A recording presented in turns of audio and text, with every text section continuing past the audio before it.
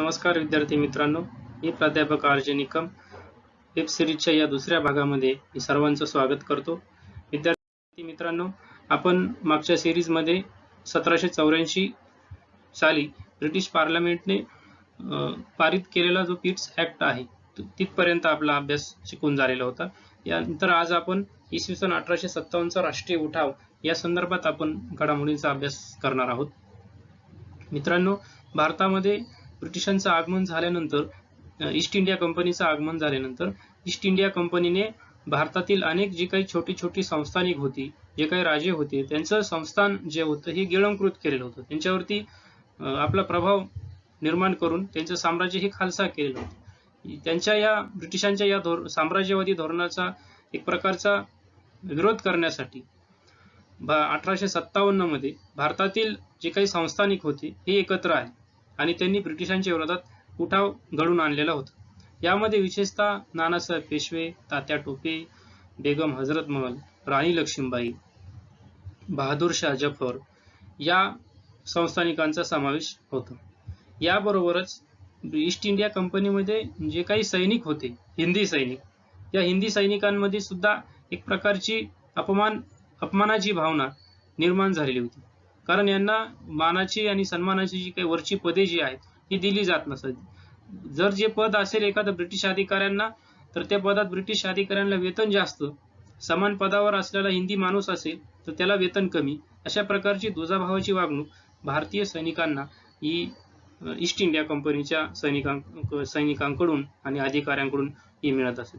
त्यामुळे हिंदी सैनिकांमध्ये सुद्धा एक प्रकारचा असंतोष ईस्ट इंडिया कंपनीच्या कारभाराविषयी निर्माण झालेला होता.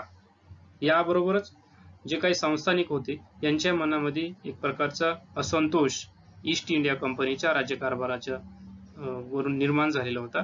कारण त्यांचं राज्य जे आहे ते ईस्ट इंडिया कंपनीने गिळंकृत केले होते. त्यांनी ही सर्व संघटित झाले आणि 1858 मध्ये ईस्ट इंडिया कंपनीच्या विरोधात एक उठाव केला. त्यालाच एक राष्ट्रीय उठाव असं म्हणतात. हा उठाव समन्वयाच्या आणि कम्युनिकेशनच्या अभावामुळे आपण अपयशी ठरला गेला. परंतु या उठावामुळे एक नवी प्रेरणा, एक नवी स्वातंत्र्य आकांक्षा भारतीयांच्या मनामध्ये इथे निर्माण झालेली आपल्याला बघायला मिळते.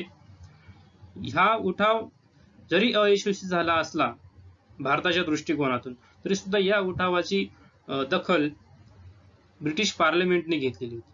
ब्रिटिशांच्या धोरणाविषयी किंवा ईस्ट इंडिया कंपनीच्या धोरणाविषयी भारतीय जनमानसामध्ये असलेला असंतोष हा ब्रिटिश पार्लमेंटमध्ये याच्यावरती चर्चा झाली.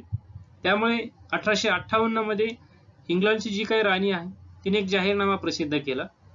त्या जाहीरनाम्यामध्ये असं सांगितलं गेलं, आता इथून पुढे भारताचे जे काही प्रजाजन आहे, भारताची जी काही जनता आहे ही या इंग्लंडच्या महाराणीचं प्रजाजन असेल. याबरोबरच आता इथून पुढे ईस्ट इंडिया कंपनीचं कुठल्याही प्रकारचं वर्चस्व भारतामध्ये राहणार नाही. तर भारतामध्ये ब्रिटिश पार्लमेंटचं नियंत्रण असेल. तर भारतीय जनता ही ईस्ट इंडिया कंपनीच्या अधिकाऱ्यांच्या जुलूम जबरदस्तीपासून आता मुक्त झालेली आहे. इथून पुढे इंग्लंडचं जी काही राज्यव्यवस्था आहे ही सर्व भारतीयांना समानतेची वागणूक देईल, अशाही प्रकारचं या जाहीरनाम्यामध्ये राणीने उल्लेख केलेला होता. याबरोबर भारतातील राजे आणि संस्थानिक यांच्याशी कंपनीने जे काही करार केले होते ते करारही ते करार सुद्धा स्वीकारून त्याचे पालन करण्याची, निपक्षपाती पद्धतीने न्याय देण्याची हमी या राणीच्या जाहीरनाम्याच्या माध्यमातून भारतीयांना मिळाली.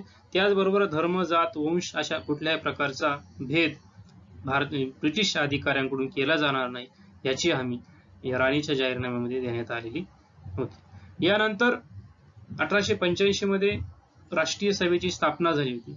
या राष्ट्रीय सभेच्या स्थापनेचा उद्देश हा होता की भारतातील जनतेची ज्या काही समस्या आहे या समस्या ब्रिटिश दरबारापर्यंत, ब्रिटिश पार्लमेंट पर्यंत किंवा ब्रिटिशांपर्यंत केवळ क्रांतीच्या माध्यमातून न पोहोचवता शांततेच्या माध्यमातून अर्ज विनंत्या करून या ब्रिटिशांपर्यंत भारतीय जनतेच्या मागण्या या मांडल्या पाहिजे.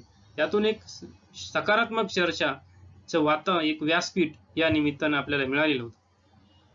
त्यामुळे 1885 ला राष्ट्रीय सभेची स्थापना. तर ह्या इथून खऱ्या अर्थाने भारतीय राष्ट्रवादाच्या जडणघडीमध्ये महत्त्वपूर्ण भूमिका इथं आपल्याला दिसून येते.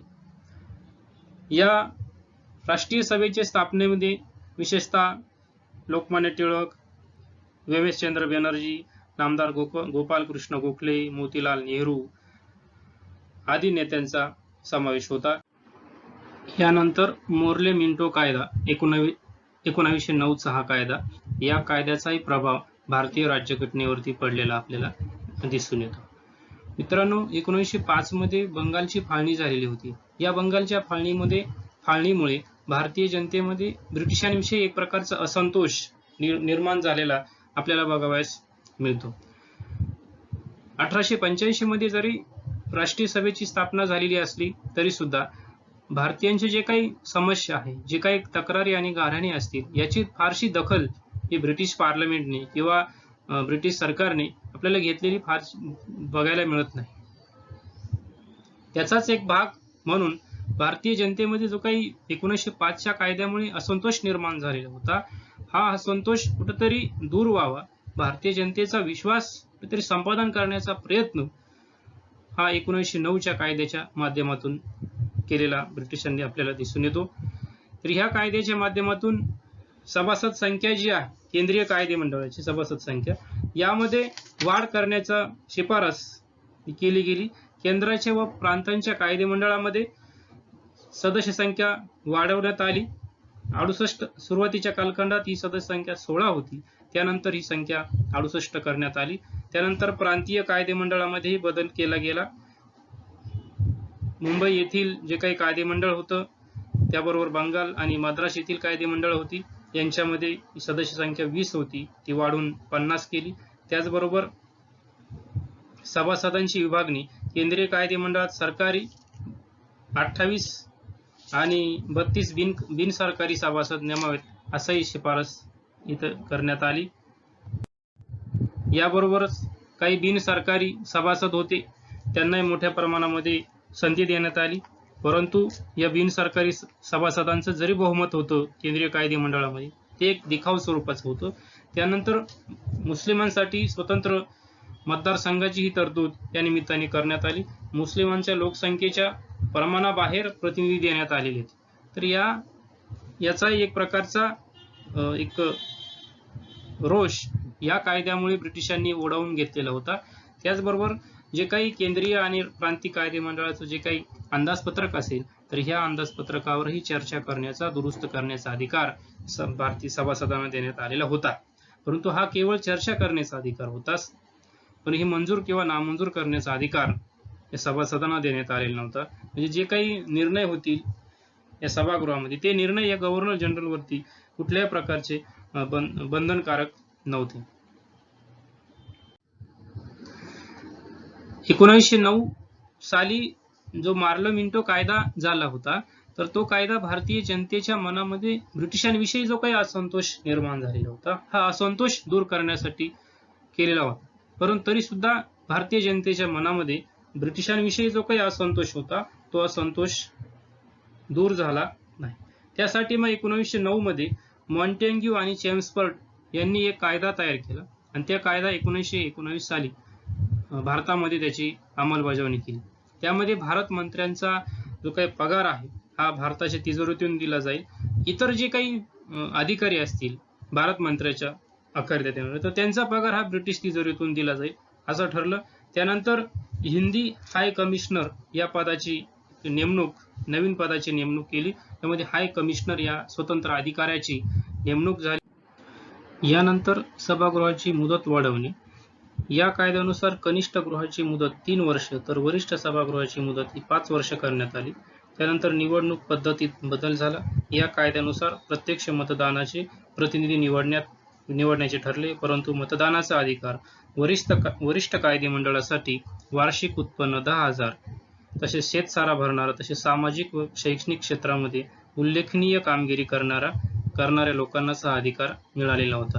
त्यानंतर केंद्रीय कायदेमंडळाच्या अधिकारामध्ये वाढ करण्यात आली. याबरोबर गव्हर्नर जनरलचे जे काही अधिकार होते तेही वाढवण्यात आले. कायदेमंडळाचे अधिवेशन बोलावणे, तहकूब करणे, बरखास्त करणे हे गव्हर्नर जनरलला अधिकार होते. त्याबरोबर देशाची सुरक्षितता शांतता धोक्यात असेल तर कोणत्याही बाबीवरील सभागृहातील चर्चा गव्हर्नर थांबवू शकतो. अशा प्रकारची एक अधिकार या गव्हर्नर जनरलला मिळाली गेली. त्यानंतर द्विदल राज्य पद्धती, यामध्ये 2 प्रकारचे खाते हे निर्माण केले गेले, राखीव खाती आणि सोपीव खाती. तर राखीव खात्यामध्ये पोलीस, न्याय, महसूल, प्रशासन या खात्यांचा समावेश करण्यात आला. त्याचबरोबर राखीव खाती जी आहे, हे सोपीव खाती जी आहे, तर त्यामध्ये आरोग्य, शिक्षण, स्थानिक स्वराज्य संस्था या कमी महत्वाच्या खात्यांचा समावेश करण्यात आला. त्याबरोबरच द्विदल राज्य पद्धती, अशा पद्धतीने ही द्विदल राज्य पद्धतीचा समावेश या कायद्यानुसार करण्यात आला. यानंतर 1935 चा भारत प्रशासन सुधारणा कायदा. 1935 साली जो भारत प्रशासन सुधारणा कायदा ब्रिटिशांनी आणला, तर त्याला एक मिनी कॉन्स्टिट्यूशन असे म्हटलं जातं. तर हा कायदा भारतीय राज्यघटनेच्या निर्मितीच्या प्रक्रियेमध्ये अतिशय महत्त्वपूर्ण भूमिका निभावत आहे. यामध्ये प्रांतांना स्वायत्तता देण्यात आली.